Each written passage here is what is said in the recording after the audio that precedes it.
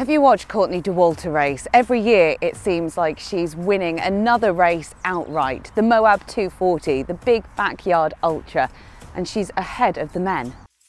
Did you see when Jasmine Paris crossed the finish line at the Spine race, winning the race outright? Or when Sabrina Verjee did the same thing shortly afterwards at the Spine Fusion? Or just recently when Ruth Croft became the first ever female to win the title at the Tarawera 100 in New Zealand. Women are just amazing, aren't they? So we thought it was about time we celebrated some of these incredible achievements. So today we're looking at those occasions where women beat men. I'm Kate. And I'm Anna, and a big welcome to you if you're new to the running channel. Please do make sure you hit subscribe and tap the bell icon so you get notified when we upload new videos all about running, which we do every week. It's well known that there's a gender performance gap between women and men of around 5 to 15%, depending on the sport. This means that thanks to physiology, the fastest man will generally be around 11% faster than the fastest women. If you look at world records, which is the easiest way to compare the fastest and the strongest, you'll see that same percentage gap between men and women over and over again. This performance gap used to be much larger simply because women weren't allowed to compete in the same events as men for a very long time. In fact, it was only during the latter part of the 20th century that things began to change and women were able to compete in the events that were once closed to them, therefore being able to show what we're really capable of. There were no women at all in the first Olympic Games in 1896, and although a few were allowed to participate in Paris in 1900, it was only in sports that were deemed appropriate, like lawn tennis or golf. Of the 997 participants, only 22 were women. It wasn't until the Amsterdam Games in 1928 that women were permitted to take part in athletics, with 5 track and field events open to them. However, a journalist who wasn't even there claimed that after the 800-metre final, the women collapsed and were very ill, which put a stop to women competing in these events again until 1960. They, of course, weren't allowed to compete in anything longer than that either. It's only now that the Olympics is becoming more balanced again, and 2024 in Paris is set to become the first gender-balanced Olympic Games in history. It took a long time before women were accepted into other races too. The first female marathon time was only acknowledged by the International Association of Athletics Federations in 1926. That was run by Violet Piercy in a time of 3 hours, 40 minutes and 22 seconds. At the time, the male world marathon record was over an hour quicker than that, and that was held by Albert Mickelson from the US, who completed his marathon in a time of 2 hours, 29 minutes and 1 second. Now 100 years later, and that gap is shrinking. In 2019, Bridget Kosgei set the female marathon world record, running Chicago in a time of 2 hours, 14 minutes and 4 seconds. Now, Eliud Kipchoge's world record time for running the marathon, under 2 hours, in 1 hour, 59 and 40 seconds. It doesn't strictly count as an official world record. So his actual world record set at Berlin of 2 hours, 1 minute and 39 seconds still goes to show that in a century, the gap has closed from over 1 hour to around 15 minutes, proving that female runners are giving their male counterparts a run for their money. Pun intended. In the vast majority of sports, the gap still stands, but in the last few years, an interesting pattern has begun to emerge when it comes to the longer ultra events. In the last decade or so, more women are outright taking titles at ultra races, beating their male counterparts. We wanted to take a look at why. There's no denying that the world's fastest athletes are men. Often called the fastest man alive, Usain Bolt holds the world record for 100 metres, crossing the line in 9.58 seconds. In 2020, Joshua Cheptegei broke the 5,000 metre track world record, running a time of 12 minutes, 35.36 seconds. And then there's Eliud Kipchoge, who ran the first ever sub-2 hour marathon. His time of 1 hour, 59 minutes and 40 seconds meant he was running at a pace of 4:35 minutes per mile.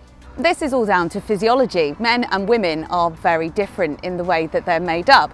Men have a higher level of testosterone. They also have lower body fat percentages and have higher anaerobic capacity. Not only this, but they also have a higher level of glycogen stores, which is used as fuel for speed. Men also have bigger hearts, higher bone density, longer stride length, higher cardiac output, and bigger lung capacity. These are all traits that are great if you're an elite athlete.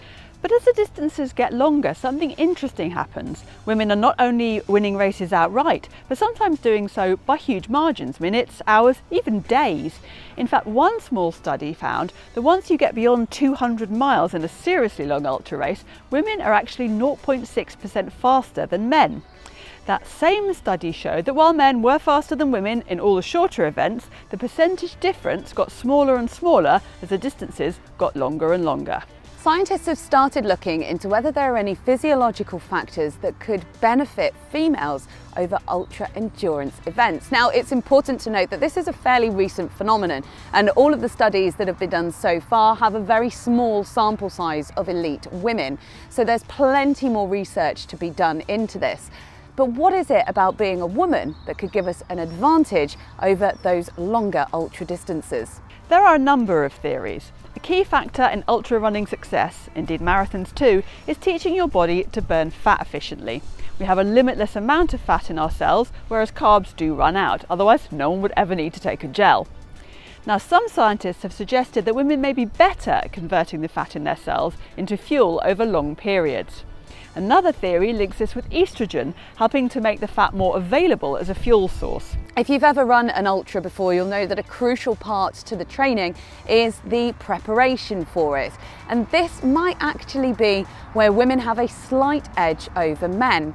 So some men, not all of them, may approach the ultra endurance distance with a macho testosterone fueled mindset with a lot of talk about pain and suffering.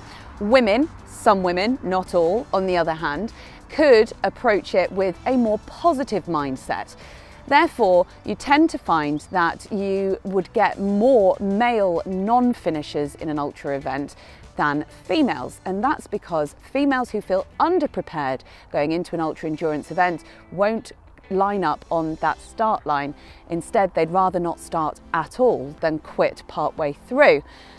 Fail to prepare, prepare to fail. A number of studies have looked at women in marathon races and found that they are better pacers. Now, that doesn't mean that they're faster, it just means they're more consistent, more likely to start at the pace they intend to maintain.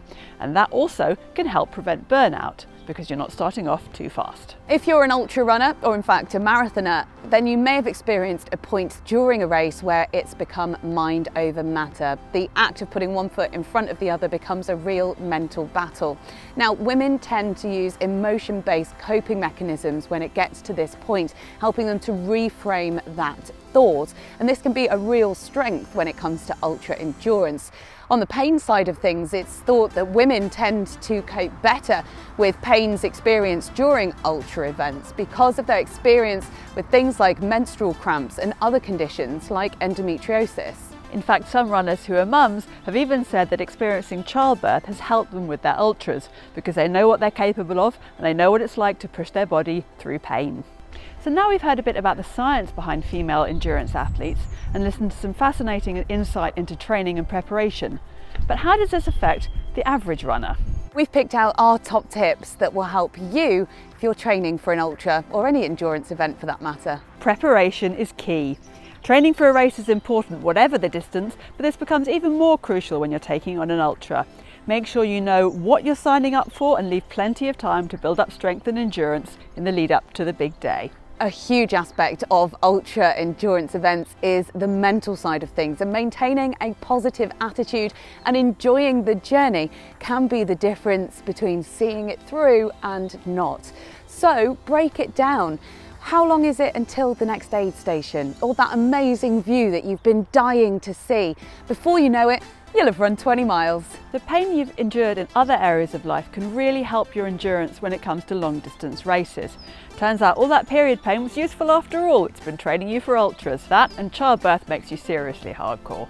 When you found a pace that works for you, stick to it, and definitely don't go off too excited at the start of the race because your body won't thank you for it later.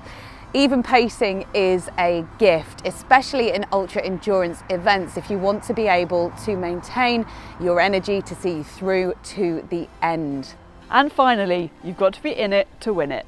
100 years ago, people would never have imagined that women would be continually smashing records for endurance races. And look where we are today. Every long distance race starts with a first step. It certainly is an exciting time to be a woman in ultra endurance events. Now we'd like to say a huge thank you to DHB for their support in bringing you this video. They are passionate about women in sport, so do check out their new Aeron Ultra collection, which is designed to take you on all of your adventures. Let us know in the comments below if you have any inspiring ultra stories you want to share with us. Are you thinking about maybe taking on an ultra endurance event? Tell us, and we'll see you next time on the Running Channel.